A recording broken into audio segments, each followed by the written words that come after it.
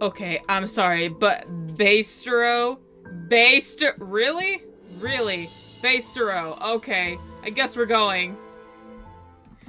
Remember how I said these were gonna be scattered? Yeah, I totally lied. I just want to get it over with, really. Imagine, if you will, you live in a gorgeous mansion with the man of your dreams. You can do anything you have ever wanted, and there is nothing in the world that could hold you back. Well, that was my life. Suck it! I was the granddaughter of a CEO and had somehow earned his estate upon his death, cause, yeah, awesome, right? The man of my dreams had just happened to be waiting for me in the lobby of my mansion as I moved in.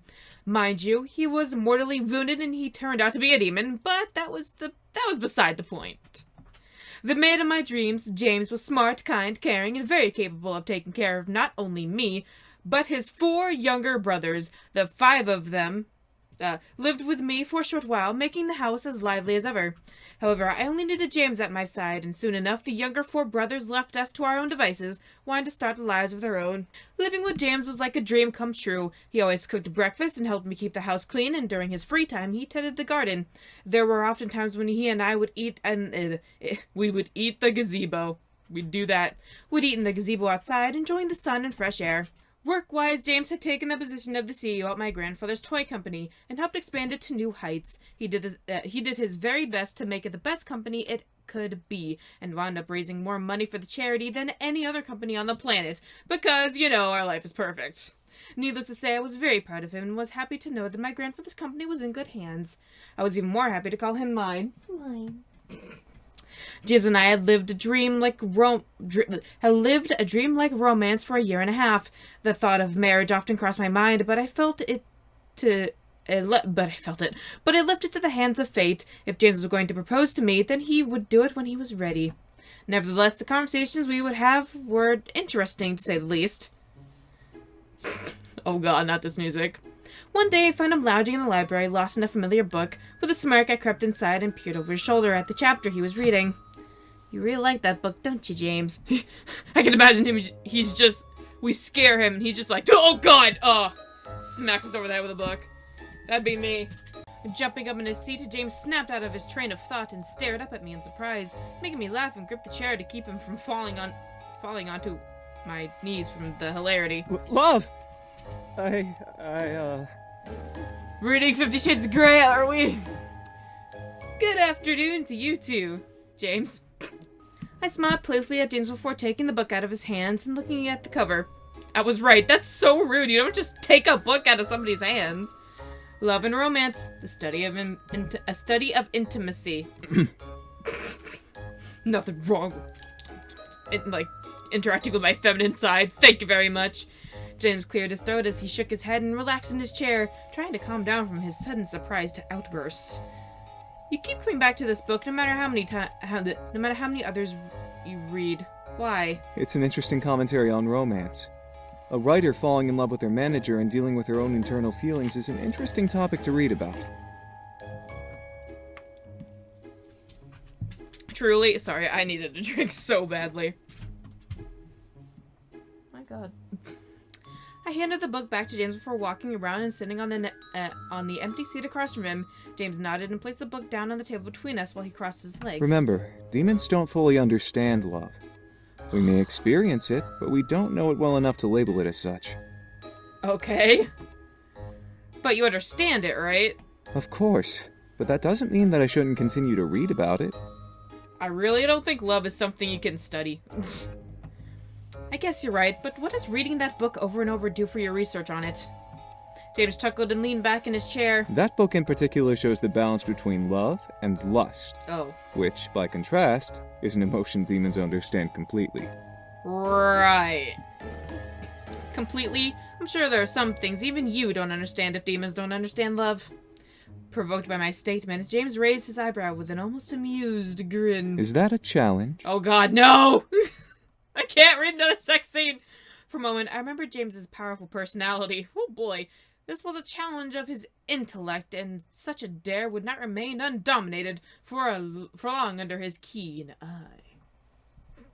As I mulled over the idea of in the following second of silence, I could only find myself entertained with the idea of him trying to prove himself to me.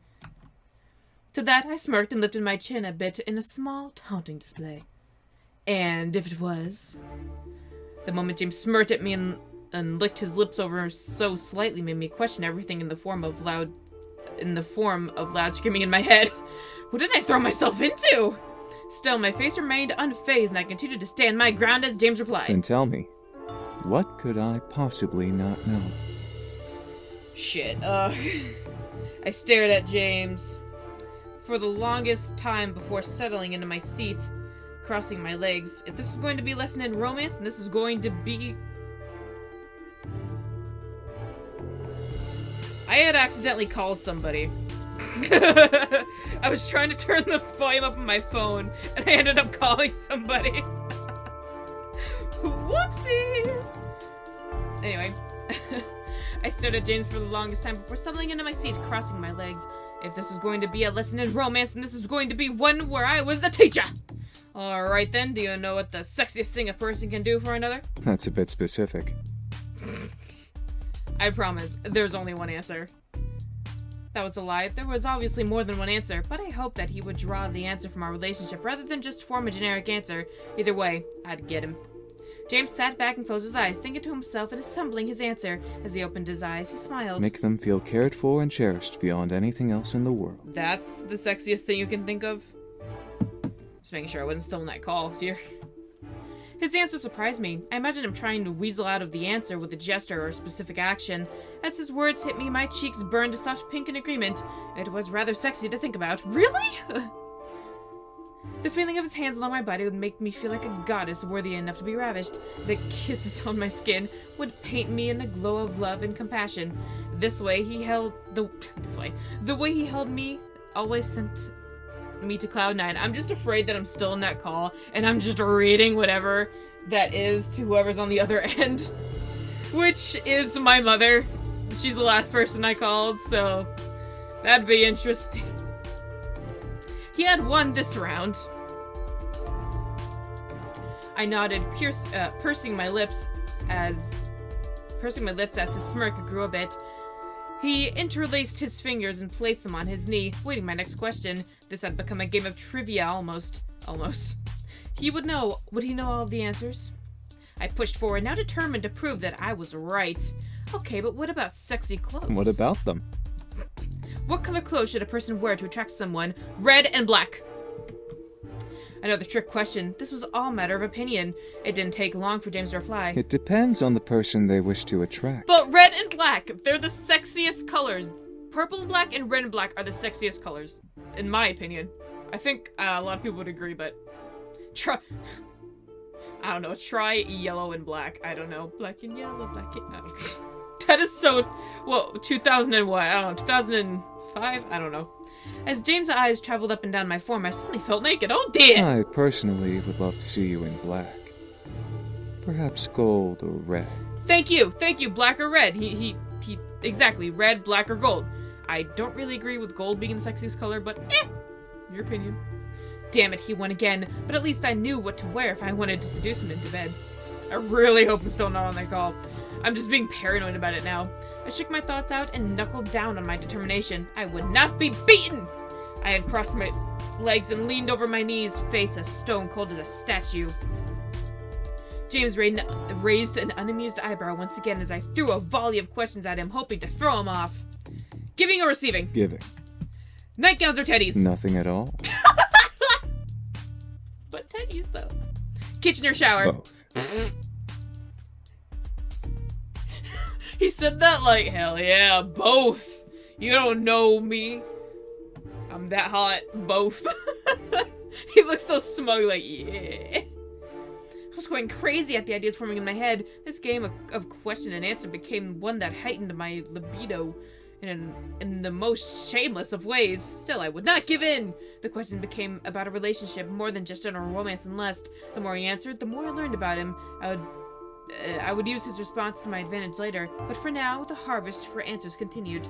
Sensual or rough? Depends on how we feel. Oh, I thought he'd say rough, honestly. Fast or slow? Start slow, then get faster. I can't. Not in my ears. I cannot believe I'm hearing this with my own two ears. Handcuffs or blindfolds? Sweet mother. Both. Both. Both. What a... James instantly covered his mouth with his hands. The slip escaping his lips and making his true feelings known alongside the embarrassed blush across his cheeks. As his answer rung in my ears, my entire face became beet red. What? I can't... You're the one who asked it. Was James into both handcuffs and blindfolds? What about other kinky things? Whips or rods? Stop! Stop this! James shook his head, so he wasn't into any sort of violent play. Being called master? Silence. It made sense, him liking to play on his dominance. Bidism? Oh, shit. I know what that is. I know what that is, but I forgot what it was. Oh, I forgot. James closed his eyes and signed to his... I need to look it up. Give me a second. Okay. I know what it is now. James closed his eyes and signed to his palm before it fell to his lap and he lowered his head. As he spoke, I could tell that he was being frank with me, dissolving his shame as he was speaking to the one he loved. I know now because we played the second game. Fucking next. It's not something demons do, but I enjoy learning about it. Stop. Imagining it. Oh, gosh.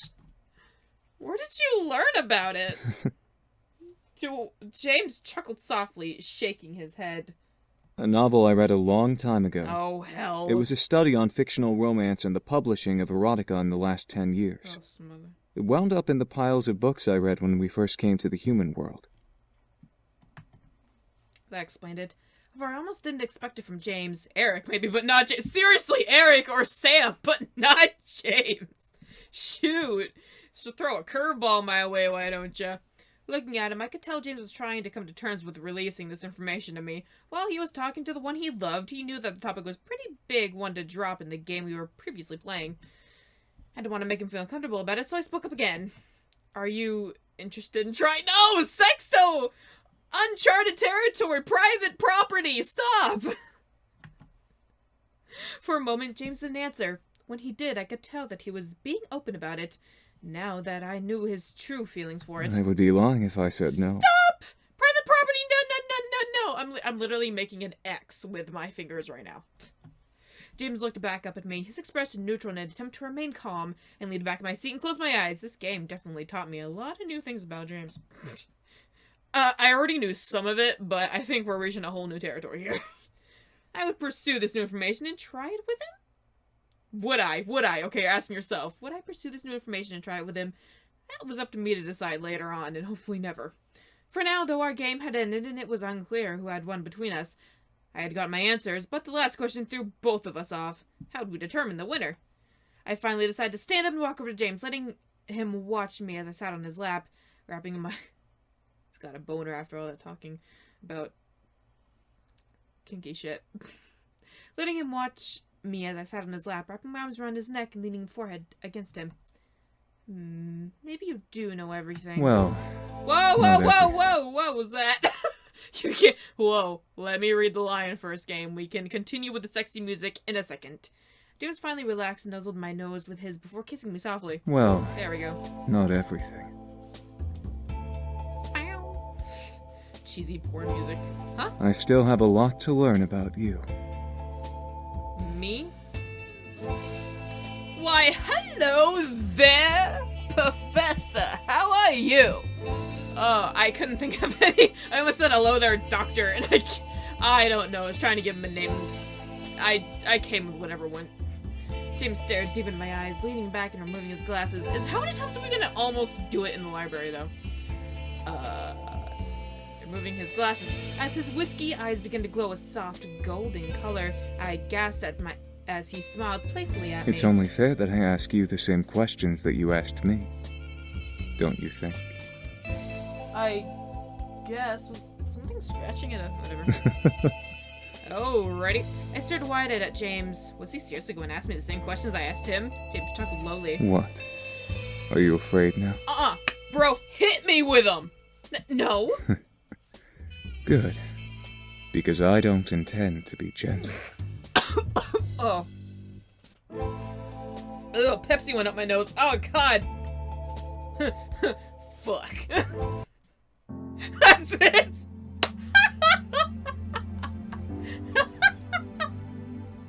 That was the most beautiful episode ever. Woo! I loved it. I loved it. Good, great. Next episode is probably Eric's. I'll see you guys there.